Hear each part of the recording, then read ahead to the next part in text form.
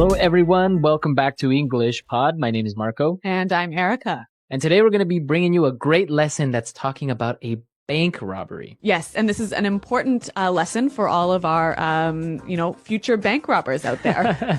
Yeah, we are going to teach you some words that you would use for planning a bank robbery, but you can apply them to other situations. Hopefully not. I hope you apply them to other situations. Hopefully you won't rob a bank. We don't want to be responsible for any crimes you may commit. Yep. All right, so why don't we start by looking at some of the vocabulary in Vocabulary Preview. Vocabulary Preview. We have one word for you today that you'll hear in the dialogue, and it is filling in. Filling in. Filling in. So to fill in for somebody, right? Yeah. That means that you are replacing them. Yes. So if Marco can't host the show today, maybe Danny will fill in. Okay, so to take the place of someone. Exactly. All right. Okay, so now let's listen to our dialogue. Let's listen to this bank robbery, and let's see what happens. All right, so this is what we're going to do. I've carefully mapped this out, so don't screw it up. Mr. Rabbit, you and Mr. Fox will go into the bank wearing these uniforms. We've managed to get replicas of the one the guards wear for when they pick up the money. Got it. No problem, boss. When you get inside, tell them that you're filling in for Carl and Tom and say that they're on another route today. Don't lose your cool. Just act natural. What if they want to call and confirm? You let him. What? Don't worry. We have the phones tapped, so the call will be patched through to me, and I'll pretend to be the transport company. You're so clever, boss. Okay, shut up. Only take as much money as you can fit in these bags. Don't get greedy. Are you ready? Let's go. Well, it sounds like a pretty interesting plan. It does sound like a plan. Do you think it'll work? I don't know. I guess we'll have to maybe talk a little bit about that later. Okay. Yeah. Let's take a look at the language that we saw in Language Takeaway. Thank you so much for supporting the Learning English podcast. I've now started a new channel, TalkPoint Podcast, where we'll discuss interesting topics. If you like my content, please subscribe and show your support. The link is in the description. Thank you. Language Takeaway. Okay, we heard 5 really great words in this dialogue that I'd like to look at now in Language Takeaway. So let's go to the first one. Now, we heard the boss say that they got replicas of the uniforms. Right, replicas. Replicas. Replicas. Replicas. So this is really easy. Something that's a replica is a copy. Exactly. Right? So for example, in Las Vegas, there's a replica of the Eiffel Tower of Paris. Yes. Actually, I lived in a small city where there was also a replica of the Eiffel Tower. Really? Yeah, in France. That is kind of weird, you know? Well, there are a lot of replicas. Even now on the street, maybe you can see replica watches, right? That supposedly are Rolex, but they're not. Yep. And many, many other things. So copies. Yes. Not the real thing. Not the real thing. All right, so let's take a look at the next word. Tapped. We have the phones tapped. We have the phones tapped. Tapped. So if you tap someone's phone, you do something to the telephone line so that you can hear their conversations, right? Right. And actually the police do this sometimes, right? Right. You see it in movies all the time. Yeah. You connect a wire to the phone so you can listen to the conversation. Exactly. So you tap the telephone line. So in our dialogue, they tapped the bank's phones, right? You know, he said if they make a call, he will patch the call through Yes. to him. Yes. Right? So patch through. Patch through. Yeah, patch a call through. Patch through. Now, we still use this today. Yep. Like if you call an office, right? And you say, oh, can you patch me through to Carol? Yes. Right? So can you connect me to another phone line? Connect me. Yeah. Right. All right. Now let's take a look at our next words. Clever. Yes, the boss is very clever. The boss is very clever. All right, so if you're clever, you're smart. Yeah. You're really smart. Yep. Right, simple. So the boss is quite clever, and this is a clever plan. Clever plan, exactly. Now, let's take a look at our last word. Don't be greedy. Greedy. Greedy. Greedy. To be greedy is a bad thing. Right. You want everything. You want everything for you. Yes. You don't share. Yes. So like at lunch today when you had that cake. And I didn't share. Yeah. I was very greedy. Uh-huh. Yes. With food, I am greedy. All right. So these are some great words. And I think, if we listen to the dialogue another time a little bit more slowly, we'll be able to hear them a little bit better.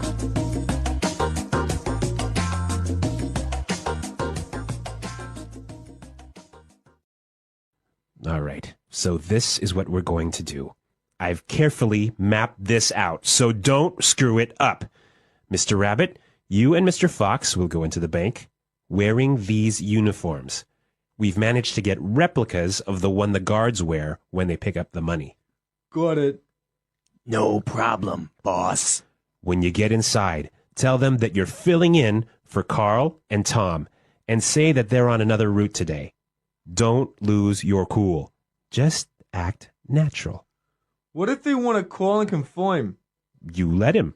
What? Don't worry. We have the phones tapped, so the call will be patched through to me, and I'll pretend to be the transport company. You're so clever, boss. Okay, shut up. Only take as much money as you can fit into these bags. Don't get greedy. Are you ready? Let's go.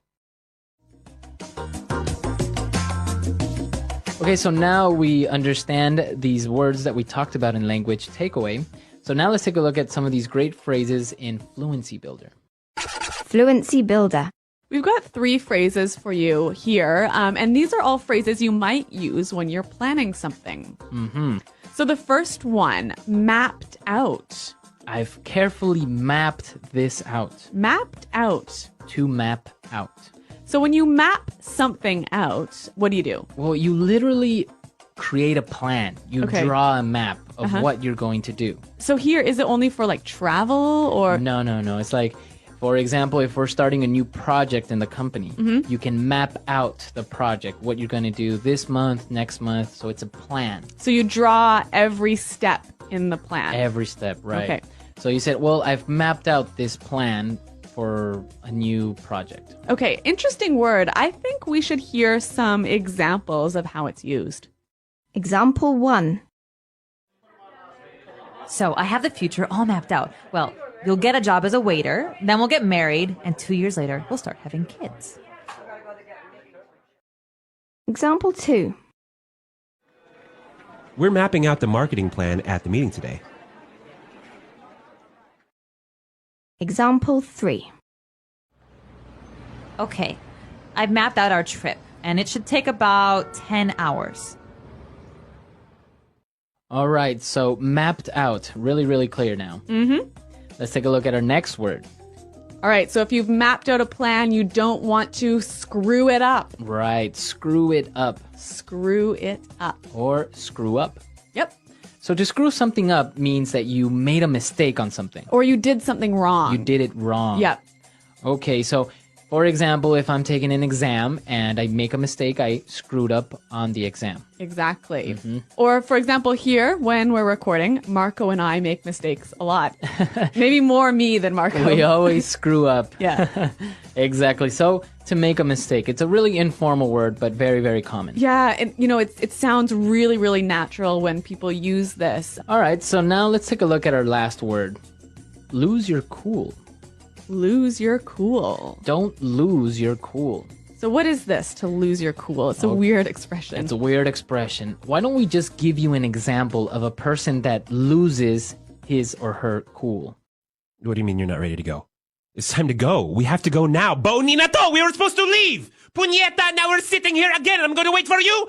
Boninam! Okay, so basically you lose your temper. You become irritated. You lose control of your emotions. Right. So Marco, when you lose your cool, is it always that you get angry? You don't always get angry. Maybe you get irritated or impatient. Or even nervous? Nervous. Yeah. Right? So basically you're not in control of your emotions. Yeah. Okay, so we've looked at a lot of great phrases, a lot of great words. So we can listen to our dialogue now for the 3rd time, and then we'll come back and talk about this bank robbery business. All right, so this is what we're going to do. I've carefully mapped this out, so don't screw it up. Mr. Rabbit, you and Mr. Fox will go into the bank wearing these uniforms. We've managed to get replicas of the one the guards wear for when they pick up the money. Got it. No problem, boss. When you get inside, tell them that you're filling in for Carl and Tom and say that they're on another route today. Don't lose your cool. Just act natural. What if they want to call and confirm? You let him. What? Don't worry. We have the phones tapped, so the call will be patched through to me, and I'll pretend to be the transport company. You're so clever, boss. Okay, shut up. Only take as much money as you can fit in these bags. Don't get greedy. Are you ready? Let's go.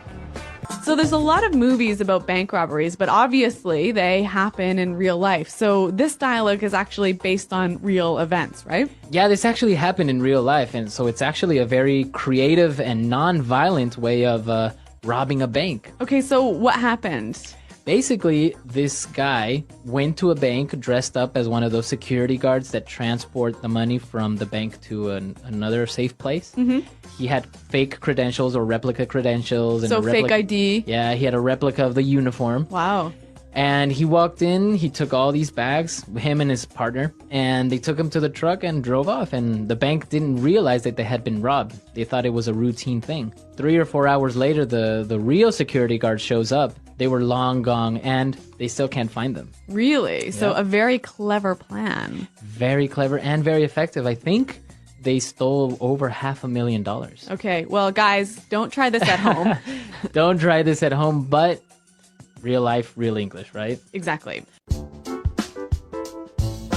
Today, we're diving into something different, something dramatic, and something packed with useful vocabulary. Imagine you're listening in on the details of a carefully planned robbery.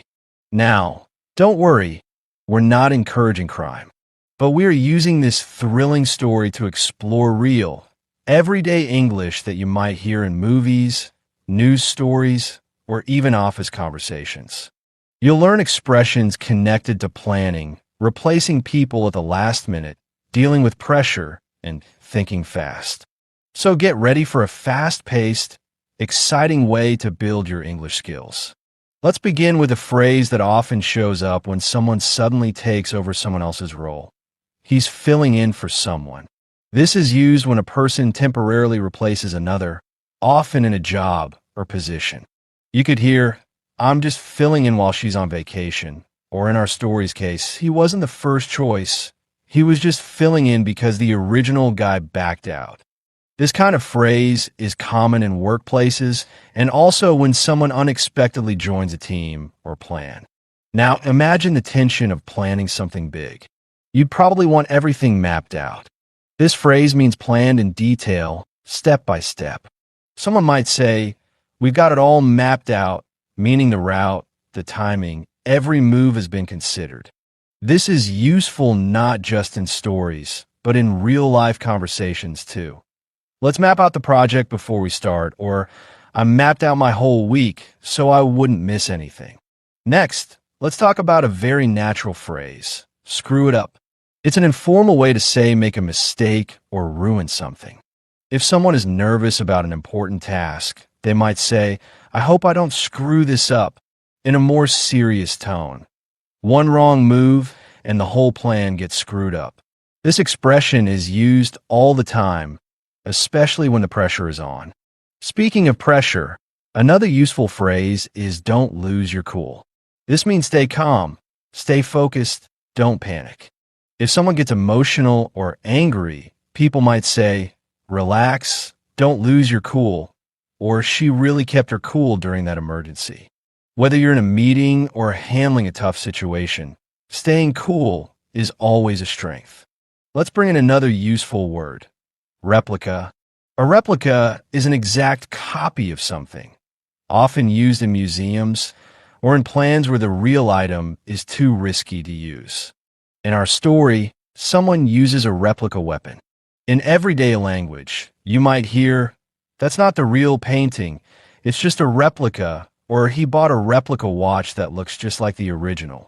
This word is helpful when talking about fakes, models, or copies. And when things are tense and time matters, someone might say, there's no time to hesitate. That means you must act quickly without second guessing. This is a natural phrase for moments of urgency. If you see the opportunity, take it. No time to hesitate. It's also a reminder of how important timing and decision-making can be, especially under stress. What makes stories like this powerful for English learning is how they bring words to life. Instead of memorizing vocabulary lists, you're hearing these expressions in action in a scenario that feels real, even if it's fictional. And these are the kinds of words that show up not just in movies, but also in business meetings, casual conversations, or crisis situations. So today, we've looked at some key expressions: filling in, mapped out, screw up, lose your cool, replica, and no time to hesitate.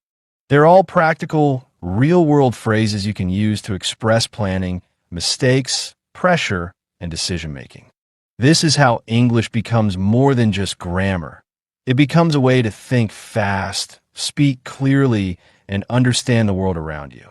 Let's continue exploring the powerful vocabulary and expressions that come out of high-pressure, high-stakes situations, like a fictional bank heist. These scenarios might sound like action movies, but the language used is actually quite common in everyday English, especially when people are talking about tension, urgency, and clever thinking.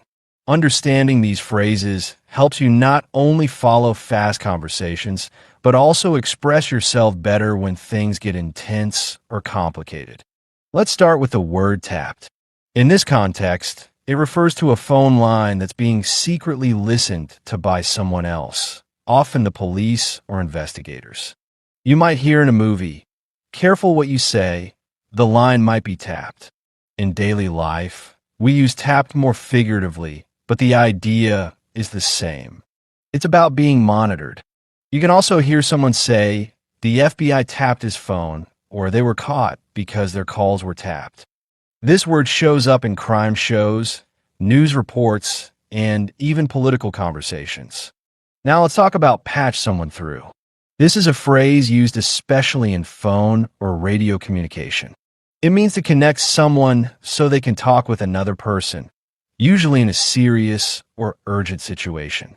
For example, "I'm patching you through to the captain," or "Can you patch me through to the security team?" In regular office settings, you might hear, "Let me patch you through to my manager." It's a handy phrase when dealing with calls, especially when transferring them. Next up is the word greedy. This describes someone who wants more than they need, especially money or power. In the context of a robbery story, greed is often the motivation behind the crime. You might hear, "He wasn't satisfied with one bag of cash, he wanted it all." Just greedy. But this word is also used in everyday English. For example, "Don't be greedy, leave some cake for everyone," or "She's not doing it for passion, just pure greed." It's a strong word that adds emotion to your description. Another powerful word is clever. This one is very flexible. It means smart in a creative or strategic way. In a crime story, you might hear, "It was a clever plan, nobody saw it coming."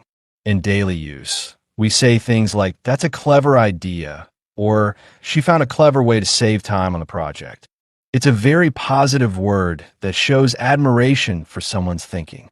Now let's talk about a phrase that's full of tension. "Don't screw this up." This is a warning not to make a mistake, especially when something important is at stake. You can hear this in serious moments like, "This is our one shot, don't screw it up."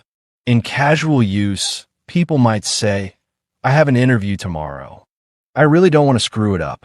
It's informal, but very real and expressive. Another phrase related to pressure is "stay focused." When people are under stress, they often get distracted, and this phrase reminds them to concentrate. You might hear, "No time to panic, just stay focused," or "You're almost done. Stay focused and finish strong." It's useful in sports, school, or work situations when performance matters. And then there's escape route. In a robbery story, it means the planned way to get out safely after the crime. But in real life, it can be used more figuratively. For example, we need an escape route if this meeting goes badly, or he always has an escape route when things get complicated. It shows preparation, planning, and awareness of consequences. All of these words, tapped, patch through, greedy, clever, screw up, stay focused, and escape route, are powerful, visual, and full of meaning. They're not just for dramatic stories. They're for any time you want to describe risk, quick thinking, or pressure. Learning to use them, well, can make your English sound sharper, more natural, and ready for anything. Let's take this even further and explore more exciting and useful English expressions that come from high-stress situations like a fictional robbery, but are just as useful in everyday conversation. When people deal with pressure, secrets, teamwork, or plans that could fall apart at any moment, they naturally use language that's sharp, quick, and full of meaning. And that's exactly the kind of English that helps you become more fluent and expressive. Let's begin with the word heist. A heist is a planned robbery, especially when it's big and dramatic, like stealing from a bank or a museum. You might hear in a movie, they pulled off the biggest heist of the decade. But in real-life casual conversation, people might also use the word playfully, like that Black Friday deal felt like a heist. It was so cheap.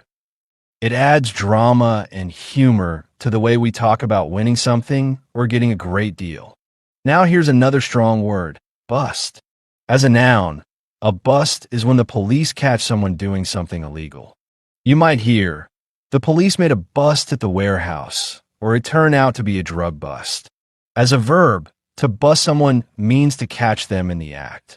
For example, he got busted stealing office supplies. But again, this word also shows up in informal English like, don't bust me for being late, which means don't give me a hard time. Let's also look at the phrase inside job. An inside job means the crime or mistake was done by someone who was part of the group, someone on the inside. You'll hear it in crime shows. This had to be an inside job. Only a few people knew the code. But you can also use this phrase to describe any situation where a problem was caused by someone who was supposed to help. For example, the project failed because of an inside job. Someone didn't do their part. Next, we have the phrase cover your tracks.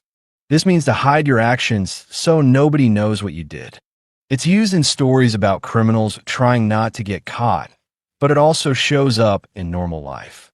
Someone might say, he deleted all the emails to cover his tracks, or in a more innocent way, I erased my browsing history just to cover my tracks. It means taking steps to avoid blame or attention. Let's talk about mastermind. This is someone who plans and controls everything in a clever or secret way. In a heist story, the mastermind is the one with the plan. But in regular life, it's used to describe smart organizers. For example, she's the mastermind behind the whole campaign, or he masterminded the event from start to finish. It's a great word to describe someone who's both smart and strategic. Now let's explore a phrase that shows quick thinking. Think on your feet. This means being able to react fast and smart in a tough situation. You might hear, she really knows how to think on her feet during interviews, or he was caught off guard but thought on his feet and saved the deal. It's one of the most useful expressions for business, leadership, and even social situations. And here's a phrase that connects to pressure, high stakes. If something is high stakes, it means the risks are big and the results really matter. In our fictional story, the heist is high stakes. But in everyday English, you can use it like this. This presentation is high stakes. It could lead to a promotion, or she handles high stakes negotiations with confidence. This phrase helps you express seriousness and importance. These words and phrases, heist, bust, inside job, cover your tracks, mastermind, think on your feet, and high stakes, bring your English to life. They give you power, style, and precision. They help you describe intense situations, smart decisions, and real pressure. all in language that sounds natural, clear, and confident. Let's now turn our attention to emotions, especially fear, tension, and pressure, and how English speakers naturally express those feelings when things start to go wrong. In stressful situations, the language people use becomes more emotional, more urgent, and often more colorful. Whether in a fictional heist or in a real-life crisis, knowing how to describe fear, hesitation, or panic in English can make your speech feel more human, real, and effective. One of the most common and vivid expressions is lose your nerve. If someone loses their nerve, it means they were about to do something risky or scary, but backed out at the last minute. For example, he was ready to jump, but he lost his nerve, or she was going to confront her boss, but lost her nerve at the door. This phrase is useful anytime someone gets too afraid to continue. Closely related is get cold feet. This idiom also means to become afraid or uncertain just before doing something big. You might hear, he got cold feet before the wedding, or I was going to apply for the job, but I got cold feet. It's commonly used in both serious and funny situations where fear changes someone's decision. Next, we have panic mode. This describes a mental state when someone is overwhelmed and starts acting without thinking. You can say, everyone went into panic mode when the system crashed, or don't go into panic mode.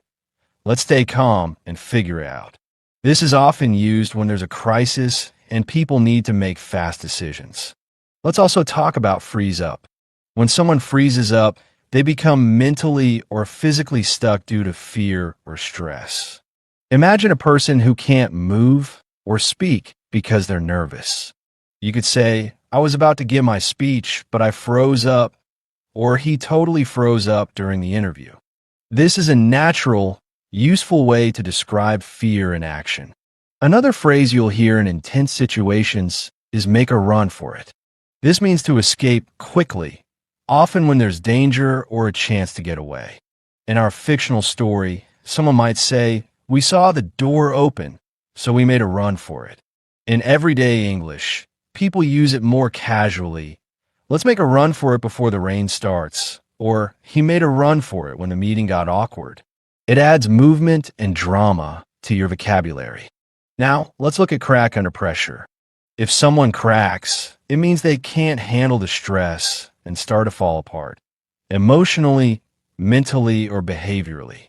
For example, he looked calm at first, but cracked under pressure. Or, she's good under normal conditions, but not when the pressure's high. This phrase is powerful for describing how people handle or fail to handle stress.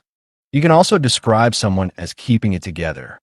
That means they're staying calm, thinking clearly, and not letting emotions take control. A compliment might be, she kept it together even when everything went wrong, or he's great at keeping it together in emergencies. This expression is the opposite of panicking or cracking. Finally, we have the phrase ride it out. This means to stay calm and wait for a bad situation to pass. Imagine a storm or a period of difficulty.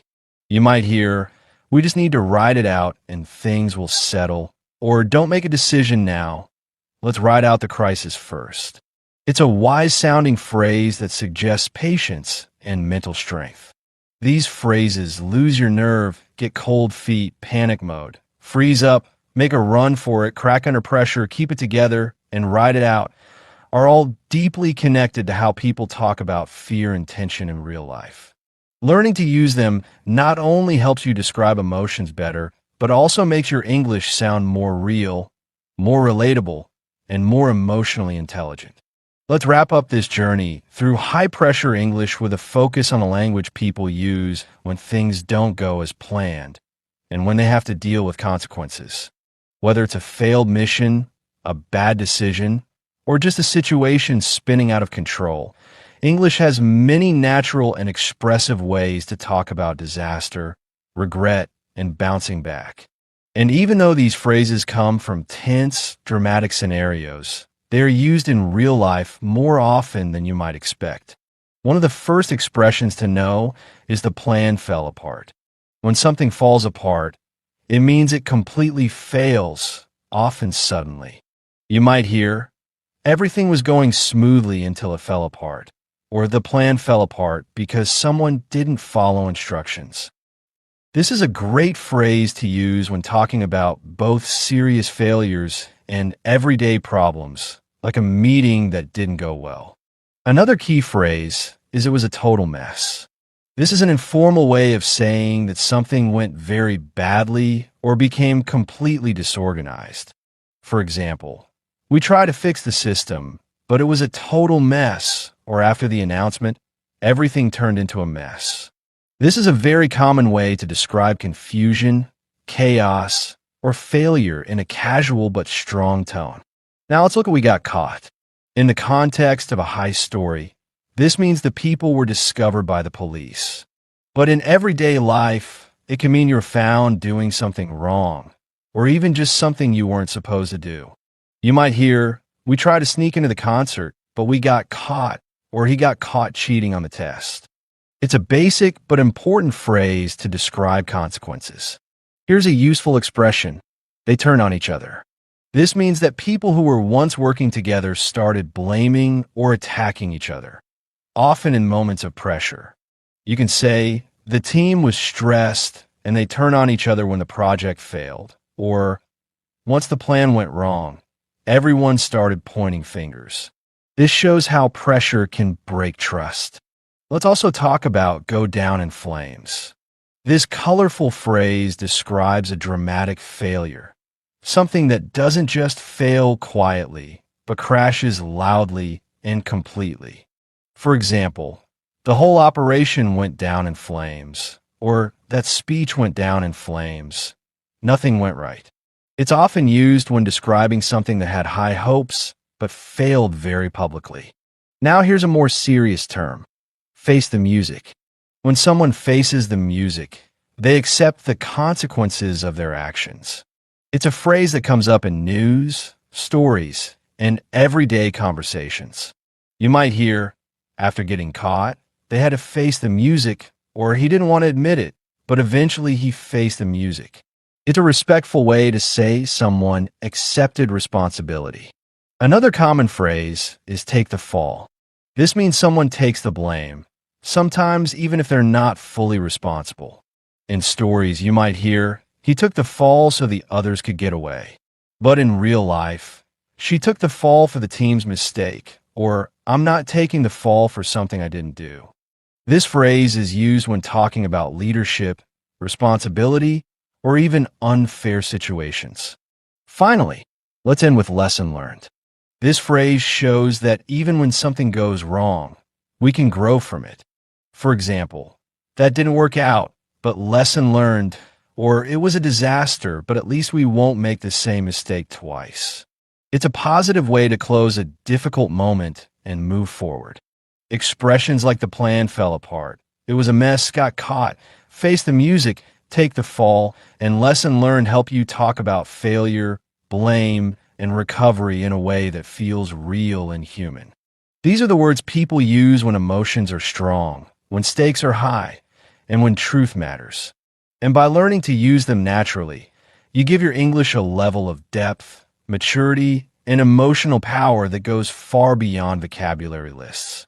The English Pod Audio Review. Listen to the meaning, then say the vocabulary word. A reproduction or copy of a product. Replica. Smart, intelligent. Clever. To not control your feelings or emotions. Lose someone's cool. Want too much, always wanting more. Greedy. Attach a device to a phone line to listen secretly. Tap. Connect or communicate over the telephone. Patch someone through. Planned, thought of. Map out. Mess up, make a mistake, fail. Screw up. Heist. An event where the police catch people doing a crime. Bust. Criminal who attacks and steals from people who travel. Bandit. Illegally entering a house or building to steal. Burglary. A planned way of going from one place to another and escaping. Escape route. Let's try that faster. Planned. Thought of. Map out. Heist. Attach a device to a phone line to listen secretly. Tap. Mess up. Make a mistake. Fail. Screw up. Illegally entering a house or building to steal. Burglary. An event where the police catch people doing a crime. Bust. Criminal who attacks and steals from people who travel. Bandit. To not control your feelings or emotions. Lose someone's cool. Want too much. Always wanting more. Greedy. Smart. Intelligent. Clever. A planned way of going from one place to another and escaping. Escape route. A reproduction or copy of a product. Replica. Connect or communicate over the telephone. Patch someone through. Now say the word and hear it in a sentence. Patch someone through. Bob's not in the office? Can you patch me through to his mobile? Patch someone through. I'll patch you through to his voicemail. Patch someone through. No, I don't want to be patched through. I want to speak to someone now. Map out. So I have the future all mapped out. You'll get a job as a waiter, then we'll get married, and 2 years later, we'll start having kids. Map out. We're mapping out the marketing plan at the meeting. Map out. Okay, I've mapped out our trip, and it should take about 10 hours. Replica. This is a replica of the Ferrari F1. Replica. I built a replica of the building so that you can see what it's going to look like. Replica. I thought it was a Ming vase, but it was only a replica. Norman really lost his cool at the meeting. He started screaming when he saw the sales figures. If you do that one more time, I'm really going to lose my cool. Don't lose your cool and yell at me. Tap. The police caught the drug dealers by tapping their phone line. Tap. Don't say anything on the phone. I think my line might be tapped. Tap. Don't worry about it. The police are not going to tap our phone.